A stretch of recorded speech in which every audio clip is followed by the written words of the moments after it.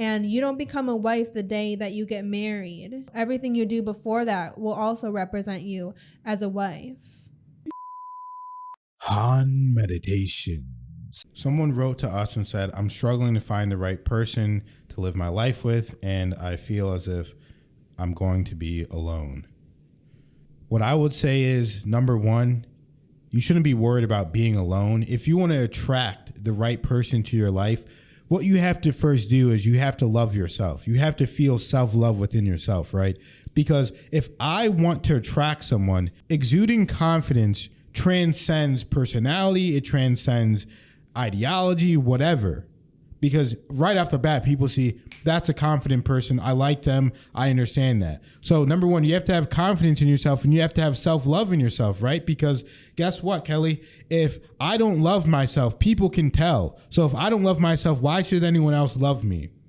And that's how attraction works. You have to be the state of what you want. So if you're giving yourself love, if you're giving it to yourself, then other people will come and be attracted to that. It goes like this. A long time ago, when I was in high school and I was, talking to other girls at the time, what would happen, Kelly? If you're not in a relationship, if you're not talking to anyone, a lot of times you're like, oh, I'm just alone. This is crazy. But then as soon as you get in a relationship, people, all these girls coming out of nowhere, wanting to talk to you, wanting to do this, wanting to do that. It's like, where were you when I was alone? But the real thing is you're attracted because you have that love in yourself and you're feeling you're in a relationship already. So more opportunities are going to come to you. Mm-hmm. And you have to work on yourself too. You can't just be going around in life and not working on yourself. I don't know if this person is a man or a woman. They didn't have a profile pic, but I would assume, I have no idea. But if you're a woman, you need to be working on yourself and you have to decide what kind of relationship do you want. Do you want a traditional relationship or not? So Kelly and I, we have a very much traditional relationship where Kelly works, but she doesn't work for another man. She works for me. And she cleans every day. She works hard in the house because I see that as working hard. When we have kids, she's going to take care of all the children flawlessly. I know that she's going to be a great mother because she's taken care of me so well throughout the whole time that we've been together. But she cleans, she cooks. A lot of women, they're not even cooking these days. Kelly's cooking every night. I mean, we get home from shooting, filming, she's cooking dinner. And she's working out. And she's working on herself. And she's writing, journaling, being positive, praying. She's been praying the prayer of the Quran. She's been learning. She's been bettering herself every single day. And she has a man. And she's married. And she's still getting better every day. So if you're not getting better every day, then you don't have an excuse. But as the man in the traditional relationship, I have to provide for her, right? I have to lead her. I have to guide her. I have to protect her. Because everybody thinks it's just about money, money, money, money. Kelly was with me when I didn't have money and when I did. Because during the whole time, guess what? If you don't have money, you better have the other 4 or 3 or whatever I said. If you can't provide for her financially, you better be able to protect her. You better be able to lead and guide her. You better be able to show her what needs to be done and be a good leader. And if you don't have those aspects and you're broke, then guess what? There's nothing that you can do for anyone else. You have to work on yourself first. Mm-hmm. And it's so important to have that rock, that person in your life that's going to take care of you, that's going to be your peace. Kelly is my peace. When I go home, it's peaceful. It's quiet. We're relaxing. We're having a good time. We're laughing. We're having fun. It's great.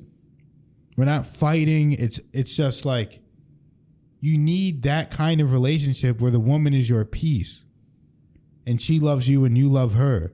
Because whenever I was in the hospital, I was in the ICU for 2 weeks straight. That is a long time to be in the intensive care unit, not just the hospital. ICU, about to die, tubes hooked up to your body. Kelly was there for me every single day, walking She would be walking and getting food from the cafeteria. She'd be going back to our house, getting clothes, coming back because she'd be there in the morning because whenever I woke up, I needed her there. You need that kind of woman. Whenever I was on dialysis, she was cooking for me, cleaning for me, 3 square meals every single day without any doubt, without an attitude, without fighting because I couldn't take any more stress in my life. She needed to be that peace, and that's who she is. Mm-hmm. So what advice would you say to people, Kelly? Because you're a married woman. You know how to keep a man clearly. So what would you say? Because we've been together for over 10 years. Yeah, long time. But I would say that if you're in the market looking for someone, taking care of yourself and making yourself the best version of yourself really, really is number one, because you have to make yourself, a high caliber person on the market as well, but also it's just your energy that you're putting out. I mean, people can pick up on energy a lot more easily than we realize. Like think about awkwardness. Like what is it really? It's nothing. It's just something people can feel. Like nothing necessarily makes something awkward. It's just a sense that everybody can feel. So we're actually a lot more sensitive to energies than we realize. So that's number one. You have to make yourself the best version of yourself. And as a woman, if you're thinking that my husband is out here and already exists, and he's already existed, my whole life, and you don't become a wife the day that you get married, everything you do before that will also represent you as a wife. So you don't want, today there's these phases where women think that they can go and, have their little phase, do whatever they want. No, you represent your husband before you say those vows. Your entire life represents your husband. And same with the husband to the wife. So as a man, I would say just, the simple things that Hans said. Make yourself as fit as possible, as successful as possible, and just doing well for yourself, again, just the best version of yourself. And it's the same as woman. Now it gets to a point where the roles have to be balanced, because if you start dating a man who isn't doing much to, he's not working, he's not trying to work, he's not trying to get ahead, he's lazy and all these things, but you are doing your role as the woman, being the perfect woman, well, if he's not doing his role, you're actually just enabling it. If he's just sitting around not going to work, but you're still handing him his dinner plate right at 5 o'clock and doing his laundry while all day long he's not doing anything, that's not good, right? So you want to present yourself as the best version of yourself for another man who is being the best version of himself. And a man needs to be the best version of himself for a woman being the best version of herself, because that's where you get into, I don't know, a simp or something, I guess, whatever you want to call it. If a woman isn't really a good woman for you, but you're doing everything you can for her. So that's number one. It has to be for the right person so that you're not enabling the bad in them. When it's the perfect balance, you becoming better makes them better, and them becoming better makes you better, and you catering to them makes them better and cater to you back, and et cetera, and et cetera. And that's when you have the yin and yang, where it is the perfect balance in each role, and it makes everything better and flowing better, and everyone benefits. So that's really the gist of it. And honestly, I think pretty quickly we can get a sense of if we really like someone or not, and some people can.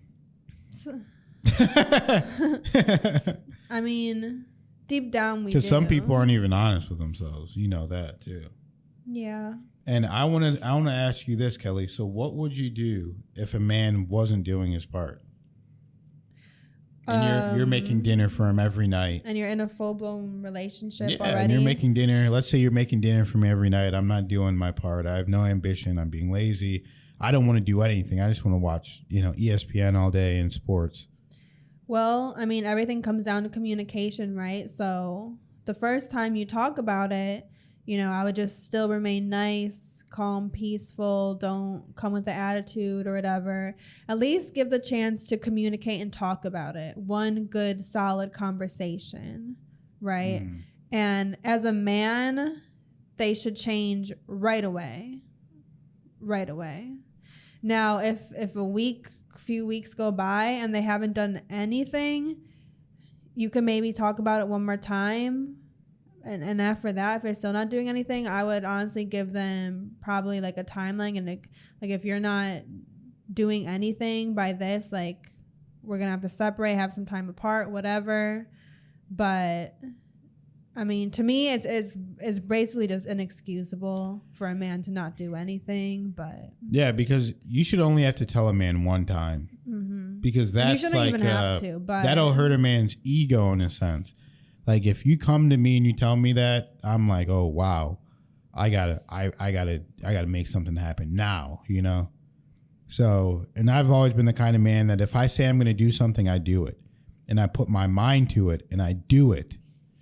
And I speak it into existence, and I become the person that has already done it. So you have to start becoming that person, the best version of yourself. And then all your problems as a man, all you have to do is become the best version of yourself, start making money, and you can find a good woman. It's easy. Yeah. And as a woman, honestly, you need to work on your traumas. You need to work on your attitude, and you need to work on being able to submit to a man. Because a lot of women these days are masculine. They don't want to submit to a man. They think they don't even need a man. So if you want a traditional relationship, you have to figure out how to submit to the man. Yeah, I mean, for a man, it's really pretty simple. If you truly work out, train every day, and you're working towards something, I mean, trust me, especially even if you're young, like girls can understand if you're not a millionaire, but if you are at least working towards something, like, hey, you know, I got this business, you know, I'm really working at it every day. Like it's still respectable. Trust me. Like not every girl's just this gold digger and you have to be rich now. And again, especially if you're young, as long as you have goals, ambition, and drive, and see something better for yourself, that will get you a long way. For sure. And you know, just personality wise, have a plan. Like if you're going to get your real estate license, if you're in college, if you're whatever, you're going to trade school, whatever you're doing, if you're at least working towards something, have a bigger plan. Hey, I'm going to do this now, but I'm going to be working on this on the side. This is my plan. This is my 5-10 year plan. Because 5-10 years goes by quick. Oh yeah. So like Kelly said in the video previously, the time is going to go by anyway. So what are you going to be doing in the meantime? Exactly. And as a woman, you know, our softness is extremely powerful, and I don't think that's recognized enough today, because the way I see it, masculine energy is that moving forward, aggressive energy. It's someone at the trenches, at the head of the war, and is going to move things forward and make things happen. But there's an extreme amount of power when you can maintain the energy of a room, right? For sure, yeah. So meaning something happens, they're getting stressed out, they're freaking out, you know, they're starting to go haywire, they're starting to get angry, they're starting to lower their vibration. But if you can keep the high vibration and maintain it and not let them affect you, and then you start getting mad and you start getting angry and you want to start arguing because you don't like how they're acting, yada, yada, yada, that's aggressive. That's masculine. The power comes from maintaining the energy of love. And then if you just maintain it and talk to them how you would talk to them, whether they're being nice, whether they're being mean, whatever, how you would talk anyway, you could calm them down. And that's extremely important, because say, what if someone does get into the hospital and they're in life or death situation, like what happened to Han? That could keep them alive if you can maintain a positive energy, right? Oh, for sure. And it's that's why submissiveness and these things, I just feel, gets a bad rep in these days. But you have to understand how powerful that is. Yeah, because a lot of women will talk to their man any kind of way. Now, it depends. Does your man deserve respect? Because a lot of men do deserve respect, and they get talked to crazy by their women. which is absolutely insane because they'll talk to you that way, but they won't talk to their boss that way.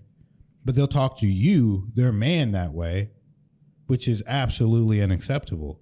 So, yeah. And I mean, again, that's why we pointed out this is for a good man, right? Like if you know you have a good man, he's doing what he needs to do every day, he's not a loser or whatever, a bum, you know, he can lead you, then yeah, that goes a far, far way. And just being nurturing, little ways to be nurturing, you know, it's everything's a lot more simple than we think, right? And finally, if you can help him feel like more of a man, more of a alpha male, a better leader, find ways to help him feel more like a man, he'll never want to get rid of you.